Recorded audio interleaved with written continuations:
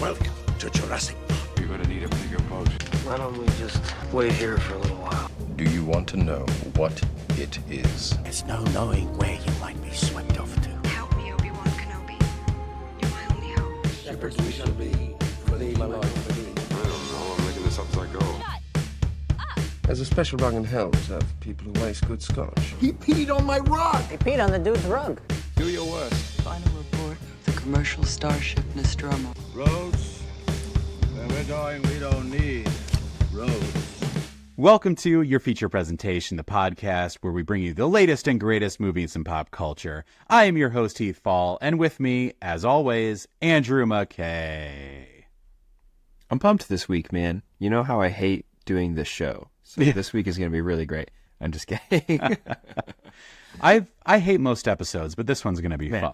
That's what you're saying? Yeah. Always a pleasure. No, every single day. We actually podcast every day. Every day. We only release one. Yes. It looks like we're doing weekly, and some people have said we do bi-weekly, but no, it's every single day. We did 365 episodes in one day, and we're just kind of releasing them as they go. So yeah. It's a really meticulous thing because we always try to like trim our beards, change our shirts, age. That's the hardest part. You can age yourself if you get real stressed out, So it's just like easy. Yep. Yeah. We always do our taxes and stress ourselves. We've been potting every day for a year and doing our taxes over again every single day. And we're like guessing forward taxes, so that's fun. Wow. All right. Anyway. Well, this is a movie podcast, not tax life. So welcome to the Tax Podcast. Tax Pod. All right. Well, we've got a great show for you today. So we're going to talk about The Gorge. We're going to do a spoiler-free kind of initial thought and review, and then we're going to get into some heavy spoilers. So we're going to warn you. We're going to warn you when those come out. So this is a mini episode because we've got a fun one coming next weekend. So just a quick Gorge talk. Not the George, not the Gregorge, the Gorge. The Gorge. The Gorge. Andrew, what did you think about this movie? You just saw it last night. Yep. Right? I'm fresh. I was pleasantly surprised. I had mediocre expectations, and I think, I thought it was going to be a mediocre movie. And I think it was a little bit better than what I anticipated. Anya Taylor-Joy, right? That's her first name is Anya. Yeah. Anya Taylor-Joy and Miles Teller I thought they were great in this movie. Mm-hmm. So, super fun. What did you think? Yeah. So I really wanted to talk about this movie because other people are talking about it that I respect. And I feel like this movie deserves to be talked about because of what I thought about it. Okay. My thoughts are this movie was very okay, like middle of the road. Stay with me. The reason why I want to talk about it, though, is because I think it failed in several huge ways, which didn't make it a great movie. But there was the bones of a really good movie in here. And the fact that this movie was made, I think, bodes well for future movies. So that's why I want to talk about this movie. Yeah, tell me about the bodes well for future movies thing. Okay, so I really respect the Critical Drinker. He does movie reviews. I will link his review of this movie because I think he's dead on. It's basically like this movie, the main points that he brings up is this movie doesn't know what it wants to be. Is it a romance? Is it a thriller? Is it a cheesy action movie? And it kind of gets it all over the place. So I think it's a movie that doesn't know what it wants to be. But I think this movie is really refreshing when it comes to action movies that really excite me. It has so much going on for it. So Anya Taylor-Joy, Miles Teller, it's a cool premise. I think the story is so interesting. If you just tell someone about what this movie is about, I feel like you get people pumped. It's like, so the setup is there's this mysterious gorge. You can't see into it. And you get assigned there as a sniper, and you're basically like, you have to patrol this. You got to make sure these autocannons are set up. Super black ops, don't tell anyone. And you have no idea what's going on here. So I just think it's like that premise is so fun for like a cool action movie. And it's just like, I feel like I go so much. That's why I needed to talk about this, because I'm like, this could have been the best movie of the year, you know? And it's just like, it wasn't there. But I'm like, if you told me there was a second one coming, I'd be excited. If you told me there was a series, I'd be excited. And like I said, I feel like we have gotten so many boring action movies this year. Like, this was not boring. And I'm like, let this be the spark that lights the fire that makes this rebellion take place. And let no man say that there are no good movies anymore. Because this is a good movie, Andrew. Okay? For our audio listeners, I am standing. I apologize. I know I peaked a little bit there, but that's how passionate I am about the Gorge. And scene. Wow. Incredible. So I'd love to jump into some heavy spoiler territory, but what's kind of your initial overarching non-spoiler thoughts of this movie? Yeah, so still non-spoiler. Yes. I could see the argument that it didn't know what it wanted to be. I think when I watched it, I wouldn't have said that. I would have said it contains a lot of different things. And I never felt like jostled around. I never felt ripped out of the moment. I felt, okay, we're transitioning now. Mm-hmm. You are in this expectation. You have this expectation for which way this movie's going to go, and there are a couple turns. So I enjoyed that. I thought that was like unexpected. Spoiler free still. I think I can see where someone would think that this movie kind of changes directions too much. But my experience was not one that made me feel like jostled around or like ripped out of the movie in any way. There were definite points where it changed, like it felt like a mix-up, but it felt intentional while I was watching it. So I was still in the movie. Like the shift made sense to me as the viewer. Spoiler free, and we can maybe talk now about like what those mix-ups were. So spoiler territory now. Heath, what did you think about full on? Yeah. Yep. Yep. So we are going to spoiler. We're going to spoil everything. So no more spoiler free. What is that called? Why is my mind blanking? What's the opposite of spoiler free? Just call it spoiler territory? I don't know. We're gonna spill the beans. Here we go. Spoiler warning. Turn away, look away if you don't want to be spoiled by the movie. Spill the beans. Now we come to the segment, Spill the Beans. Oh, nice. Could you give us a little melody with that? Like, spill the beans. All right, now we're going to spill the beans. What's like a elevator? Doo-doo. From Severance. Dong. I'm sorry, that was so lame. But here, do it again, but say spoiler during that. Spoiler. Beautiful. All right. So, spoiler for the Gorge. I feel like I figured out this movie is the first half is I Am Legend. The second half is Resident Evil Afterlife. So I'm not saying this movie starts off with that quality, but the first is this very small story about two people, and it's very suspenseful. What's going to happen?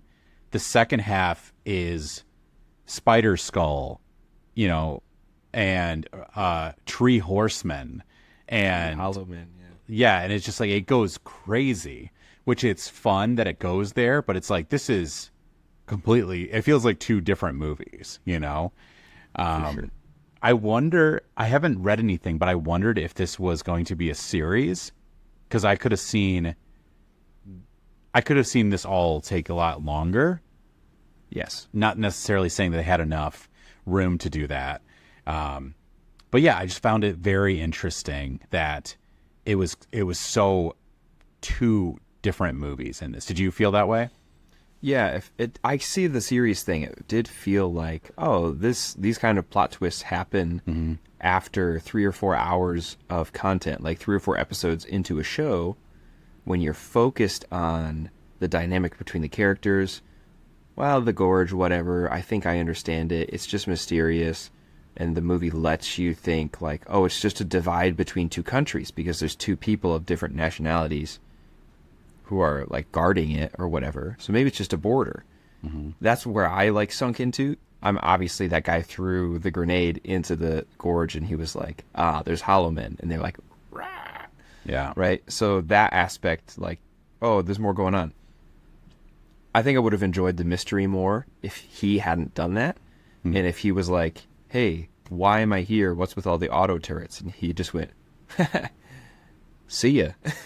Yeah. You know, like maybe that wouldn't make any sense, but yeah, it did feel like a plot twist when you get towards the second half or even the second to last episode of a TV show. Right. Of like, this place they've been the whole time has been like a biological weapons testing facility that like caved into the ground. You're like, whoa, this whole time? Yeah. The Gorge? An hour into a movie. Yeah. Yeah, it did kind of remind me of like almost the Stranger Things, where like there's like in like season 1, it's like, where's Will? Will. But then sometimes when you're walking through the woods, do you just yell out Will just to see if he answers? I find myself doing that from time to time. Have you seen Stranger Things? I've never seen it. Oh, you've never seen it? Me neither. I'm just kidding. I don't know what you're talking about. It's so lame. It's so dumb. Yeah, I'm not excited for season 5. Why would you bring that up? I haven't seen the whole thing twice. No, I don't have a tattoo. Why would you bring that up? It's weird. It's weird that you mentioned tattoo. So stop bringing up Stranger Things. Okay, I will. Jeez. Are we a Stranger Things podcast? So let's go ahead. I think so. I think we are. So I think it was really there. I'm just going to say it's one of my favorite parts of this movie is I thought it was so well when it was still in thriller territory. It like showing of the creatures. Yeah. Like hearing something over the edge and slowly looking at the edge. I'm like, they had me. And it's like one of those things where it's like, you're totally sucked in. Like, wait, what is that? The unknown suspense is amazing. But then when it shows up, it just doesn't hit as well. I think the creatures were pretty cool. I just think they very quickly didn't get scary, or they weren't scary anymore. I felt that as well. I thought the unseen threat, which is a super typical in movies, was way scarier, but the creature payoff was not there. Yeah. It felt like Pirates of the Caribbean, like Will's dad. Speaking of Will's dad is like Bootstrap Bill is now this like sea monster creature thing that's like seashells and coral and all this stuff has grown on him. It felt like that mixed with the Ents from Lord of the Rings. Yeah. Oh, you're tree people with faces, but like you're still people. But yeah, I don't know. I couldn't really place if it was the character design or if it was the execution of the like CGI. Yeah, I thought about that too because the CGI looked. I thought it was good in a lot of places, but then the faces of the main Hollow Men, it didn't. I don't know. It felt too uncanny valley. I guess it just didn't seem real enough to be afraid of it. And I mean, the unseen enemy is always scarier.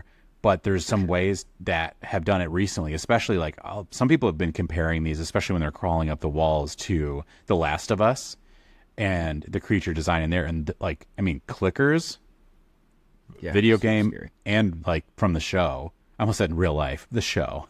I mean, hey, in live action, believe in clickers because they believe in you, right? But they look scary, even showing them. And I think that's really hard to pull off. Like, you can still show the monster, and they're still terrifying. I think that The Last of Us zombies, and zombies maybe in general, if zombies look okay, in that, like, the VFX area, that what makes them scary is that they still look mostly human, but there's one or two things off about them. Yeah. So, like, zombies still wear clothes. Zombies, like, hunched over from the back could be just like a person who's had the rough go of it, you know? Yeah. Got a couple holes in the t-shirt, and then they turn around and their face is off, or you see their skin's like old and ragged, right? There's a couple things that are off. I think these, did we ever get a name for them? The Hollow Men. Yeah. The Hollow Men. I think the Hollow Men were not scary because they were just completely not human anymore. Yeah. The scariest Hollow Men that I saw were the ones climbing up the wall with clothing still on them, uniforms and stuff. Yeah. I was like, yes, give me someone who should be dead, that's mostly a person, but they've got like a branch growing out of their ear or something like that. Yeah. You know, I think I would have liked more humanity. Dude, you're preaching to the choir, man. Oh, thanks. Are you talking about any current topic? I could have used more humanity in that. Could have used a little bit more there, man. So my favorite part of this movie is the Gorge scene when the two characters were interacting, and then was it Anya Taylor-Joy's like her Character. Yeah, Yeah, she she saw sees them it. first. Yes, but they did it really well, I thought, because he's looking at her through the Star Wars binoculars. Did you notice that? I did notice that. He's looking at her through the binoculars, and what you see is her like smiling, flirting, and then her character looks down and she's like freaks out. Yeah. And I enjoyed that like we have his perspective for a moment, and all we see, we can't hear anything. All we see is that she's freaking out and trying to get us to look down. Yeah. And I thought that was cool. There's a couple moments like that in the show that I thought were creative. That's such a terrifying way to do that too. Like you're looking at someone that's scared because of what they see by you. Yes. Like that is such And, a terrifying the distance. premise. Yeah. The distance between you is so far you can't even yell to warn them, but you Right. just like turn around. And, Yeah. Oh, so scary. But that was definitely my favorite part in the movie, I think, because it was so cool to see her start to like shoot at him. So like they're on the two towers. I apologize for our audio listeners, but there's like basically the gorge, the two towers, like she starts shooting at the creatures coming up his wall, and then he starts shooting at the ones coming up her wall. And then the turrets both have the ability to like basically go 90 degrees and straight down. So they're like spraying straight down to get the creatures off their side, and they can pull up and shoot like the ones from their opposite side. It was just such a cool way of defending the gorge from these creatures like scaling it and stuff. Yeah. I thought that was really good. That was a good answer to the like vocalized question of like, why did there need to be two towers? Yeah. For this to work. And it's like, oh, well, they climb up each tower, and it's really hard to defend your own position Right. when it's 90 degrees or more inverted underneath of you. Yeah. And I think it does require a bit of suspension of disbelief, because it's always like why were they only climbing up those towers? And apparently the auto turrets only like do so little. And those bombs, I'm like, if those two people weren't there, the creatures would have escaped. And why were those creatures only going up the towers? Like, why didn't they do like, it's like a mile. I think the gorge was like a mile long.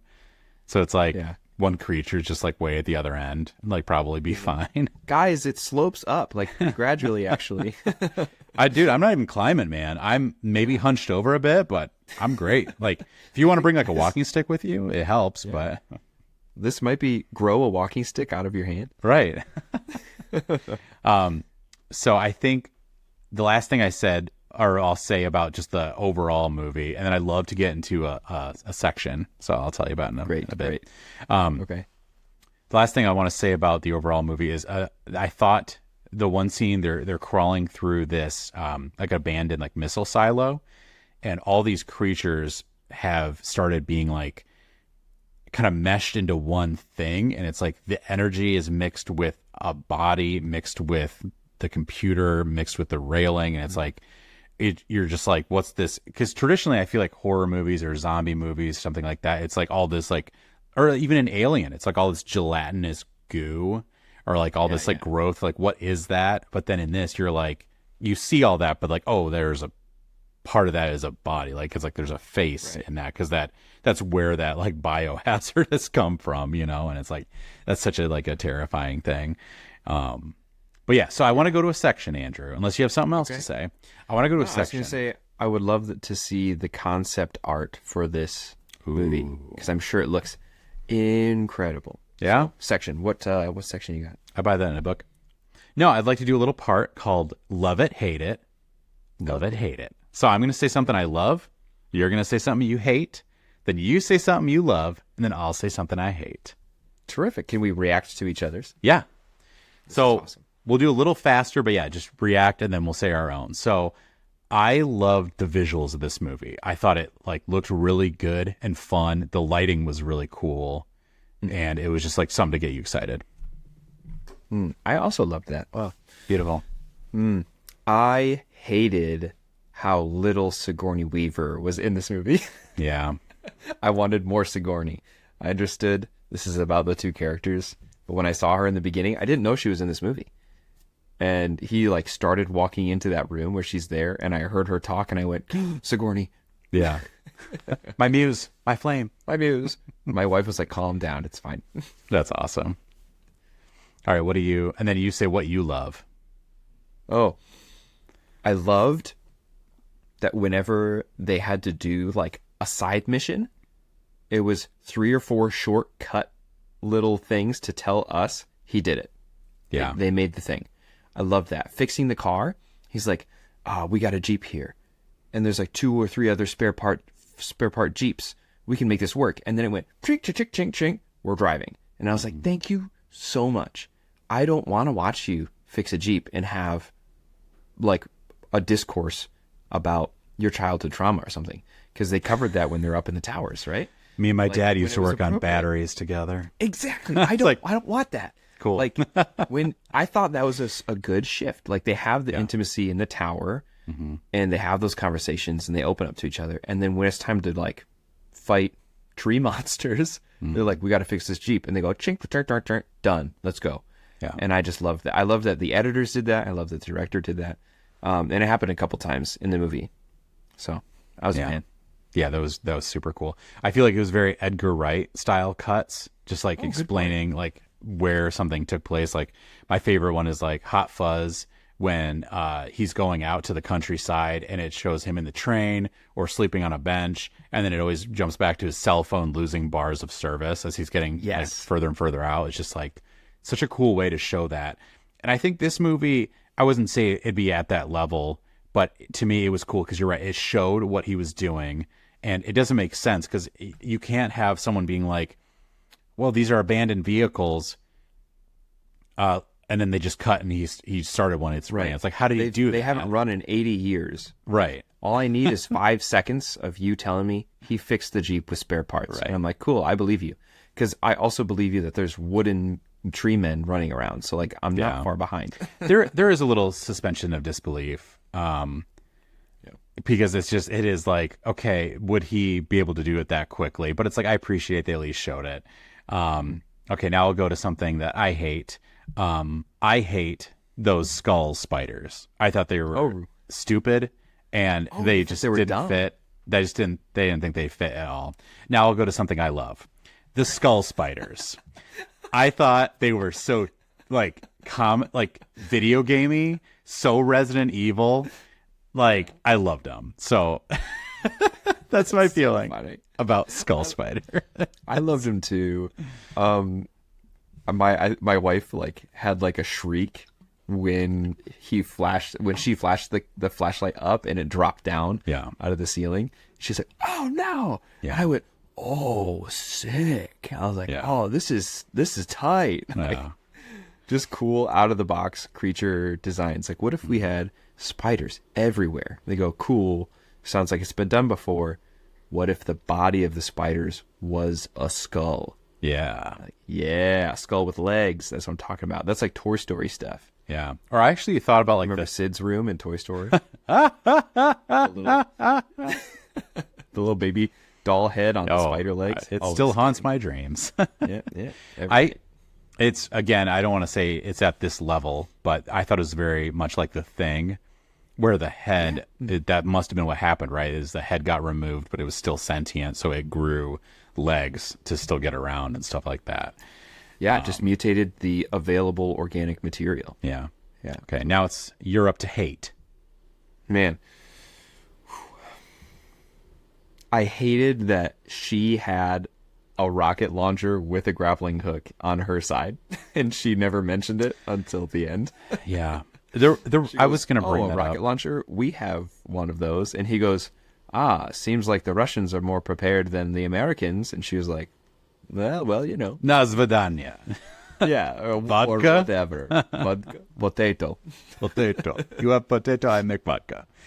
I thought the relationship was weird. I think these are attractive actors, and I feel like they had some chemistry, but I think that's the only way this worked because it was so forced, so quick. And it's one of those things where, like, I completely buy it. It's like you're alone for a year and there's one member of the opposite gender like that you're attracted to is there. It's like, of course you guys hooked up. Like, Yeah. it's And not a neither doubt of in my you mind. have family, neither Right. of you have friends, no one has anything, and that's the reason that you're there. Right. So it's like, it makes sense, but it did feel like there's scenes of her like dancing, like dance with me, like as they're on, it just felt like it's weird, you know? And Yeah. I don't know. I think it still kind of worked, but it was right. It was not great. I'd say cut it. But if it was anybody else besides like these two people, I think it would have been just like turn it off. It's like, that's how bad it wouldn't was, have worked at all. So that's my hate it is the rocket launcher. My love it is the scene at the end where they're both like 3.8 kilometers away. Yeah. And they have to shoot their respective towers, their respective like satellite towers. Yeah. When you look at Miles Teller from the side and he's like taking aim, I think it's in this section of the movie. Mm-hmm. Is this when you see his eye on the other side of the scope? I think so. Yeah. His eyeball. There's some shot. It might have been at the end or not, but there's a shot where you see like from the end of his, like the barrel of his gun towards him, and you can see his eye blinking in the scope. And I was like, oh, that's such a cool decision. Yeah. Because that's not something that just like happens on accident. Like the director or cinematographer has to say like, we're doing this. Like we have to put this in here because it's cool. So I love that. That's sweet. Well, that's all I have. We'll do a little final thoughts segment. I thought this movie, yeah, it's worth it. Definitely. I was going to say, especially it's a streaming movie. It's, you know, if you don't have it, get a free month of, of Apple TV and watch Severance. And while you're not watching Severance, watch this show. And then, yeah, I just thought it's good, dumb fun. Like, I feel like if you're the type of person that's like, hey, Resident Evil especially isn't amazing, but they're fun. If that's your camp, you'll enjoy this movie. That's what I have to say. For sure. Yep. I would say a lot of similar things. It was just a lot of fun. It wasn't distracting. Like, it wasn't ever bad to the point where I was like, I don't know if I can do this, you know? Yeah. Kept me interested the whole time. And the movie ended, and I was like, nice. That was a good, 2 hours? Yeah. So, I liked it. Well, sweet.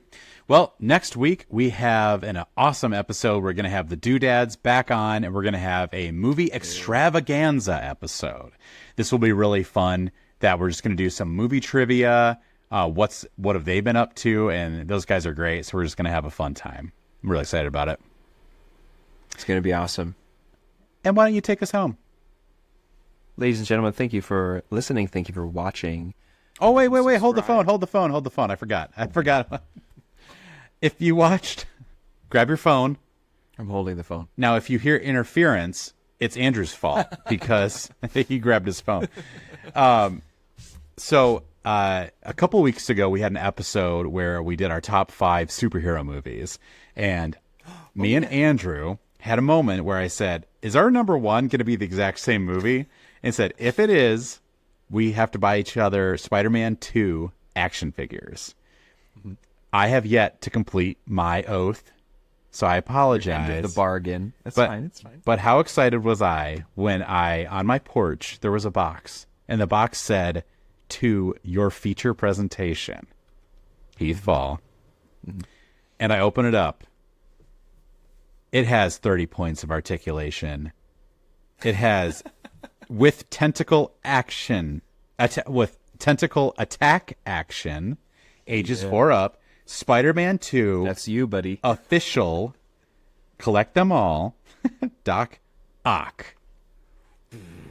Heck yeah, sealed in the box. Sealed in the box. We had no idea. 2005. Here, I'll just hold it up here for our visual people. It's hard to see. It looks like garbage. He does. It's so funny. I think it's a sick action figure, but his face, that face does not look right. Poor guy. But he does have sunglasses, so you can put his sunglasses on, which it's a bummer that he wasn't packaged with his sunglasses on. But yeah, I just thought that was so cool. Thanks, buddy. That's such a fun. Hey, my pleasure, little guy. man. Glad you like him. I'll have to do that. I'm assuming what happened to you is what happened to me as well. As you go on eBay and you're like, Sam Raimi, Spider-Man 2 action figures. Like, oh, they're $100, $200. And so it's like, dang. But Yeah, that was $500. I don't know what you're skimping pennies for, man. Okay. I'll hawk it up, you know. What's this Spider-Man 2 on our budget? Don't worry about it. We've been saving for 6 months for that. All right. Ladies and gentlemen, in the words of Christopher Walken, ladies and gentlemen, you can find us on YouTube at Your Feature Presentation. You can find us on Instagram and Spotify, TikTok as well, at Your Feature Presentation. Subscribe, like those channels. When we post stuff, comment on them, engage with us in conversation. We love to read comments, reply, and work whatever we can into episodes. Ask us questions, give us recommendations, and go see a movie. Go see a movie.